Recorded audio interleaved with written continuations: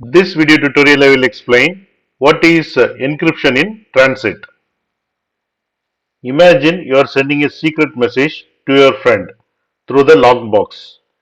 Encryption in transit is like making sure that box is securely locked while the message travels from you to your friend.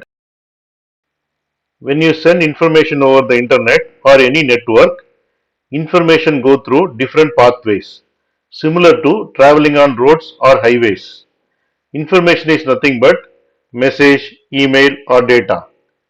Encryption in transit means that your message is jumbled up and locked in a special way before message leaves your device. And message stays locked while message traveling through these pathways. So even if someone tries to peek inside or intercept it, they won't be able to understand what the message says because it is all scrambled and protected. When your friend receives the message, their device has the key to unlock and unscramble it so they can read the original message or information. It is like your friend having special key to open the lock box and read the secret message you sent. In simple terms, encryption in transit keeps your messages and information safe while they are traveling from one place to another place over the internet or any network. Just like lockbox protect something valuable inside while it is being transported. This video tutorial I will explain how to implement encryption in transit. Implementing encryption in transit involves securing data while data moves between devices or over the internet. The first one is use secure connections, which means use HTTPS protocol. For the layman, one of the easiest ways to implement encryption in transit is by ensuring you use secure connections while browsing websites. You can look for the padlock icon and HTTPS colon double slash in the website address.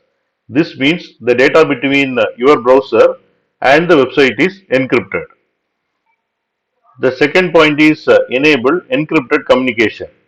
When sending sensitive information or using messaging apps, opt for the platform that offer end-to-end encryption. This type of encryption ensure that only sender and the receiver can read the messages and keeping them private from intermediaries. Third point is secure email communication. For emails, consider using email services that support encryption.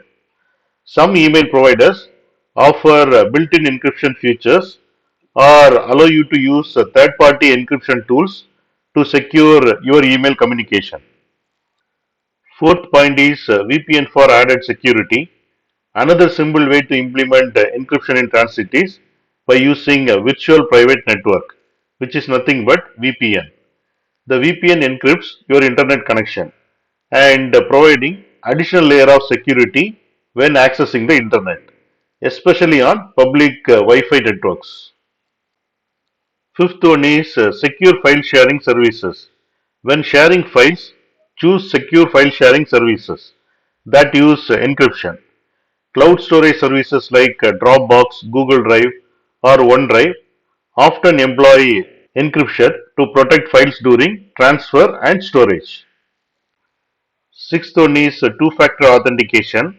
While it is not directly related to encryption in transit, but enabling two-factor authentication on your accounts adds an extra layer of security by requiring an additional verification step when logging in. For the layman, the essential idea is to use services and platforms that prioritize security and encryption. You can look for the indicators like HTTPS, end-to-end encryption, or VPNs to ensure your data is encrypted while the data is moving between devices or over the internet. This helps keep your information safe from unauthorized access or interception by third parties.